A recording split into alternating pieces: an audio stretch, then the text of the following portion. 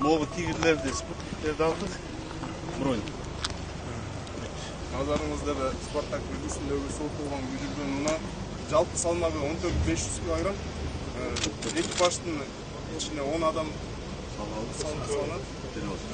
Кыймылдатыштын 312 аттын күчү бар экен, кайсы убакыт тешет муну, кайсы убакыт? 12-7 мм көпмөттө кармайт. И жана СВДнын 7-60 шеклинде кармайт. Андан крупно калибрлилерге Жакшы.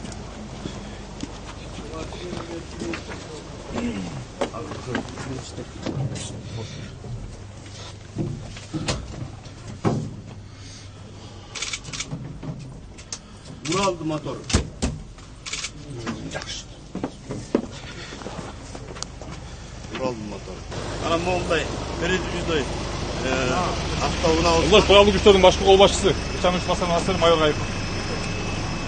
Баягы ситуация болгондо ар кандай кырдаалдар болгондо могу автобус онлайн форматта аскербектин командирлери үзгүлтүксүз башкарууга жана ошондой эле тапшырмаларды коюуга, чечимдерди кабыл алууга багытталган бул машина. Массалык баш аламандыктарга координация бергенге аскербектин командирлерине. Биякта иш кагаздары бар. Кондиционер менен экен, кондиционер менен. Мунун өзүнүн дагы запастой генератору бар.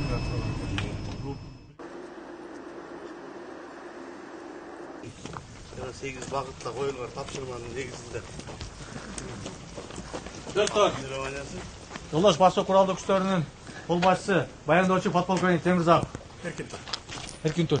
Ички аскерлерге мыйзам чегинде 8 тапшырма коюлган. Ал тапшырманы аткарыш үчүн жогорку кийим кече жана экипировкалар менен камсыздалган.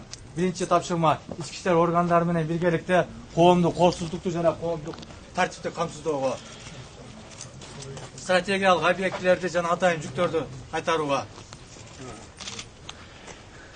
Өзгөчө абал киргизилген учурда террордук жана экстремисттик топтор менен күрөшүүдө, массалык башаламандыктарды жоюуда, табигый кырсыкты кесепетинен жаралаган элдерге жардам көрсөтүү максатында саламаттык сактоо уюмдары менен биргеликте карантиндик кызмат уюштурууда, бул аймакты коргонууда. Подполковник Темирзаков аяктады. Атайын куралдар 18-5 мм КСК, 12 мм помпалык мылтыктар. Бул массалык баш алмакты жоюу үчүн жана дрондорго каршы үчүн колдонулат. Жана дронго каршы Канчаны бердиңиздер? 15 берген. Бардык жерге бөлүштүрүп берген. Кийинки танкаларга каршы мылтыктар 7-62 мм пулемет ПКМ, 30 мм гранатомет станковый. Жана 12-7 мм пулемет бул жеңил соттоо унааларга каршы. Жана кийинки 73 мм танкага каршы кол гранатомету. Бул төмөнкү аталган куралдар Баткен согушунда өзүн жакшы тараптан көрсөтүлгөн. Майорлор баяндоону аяктады.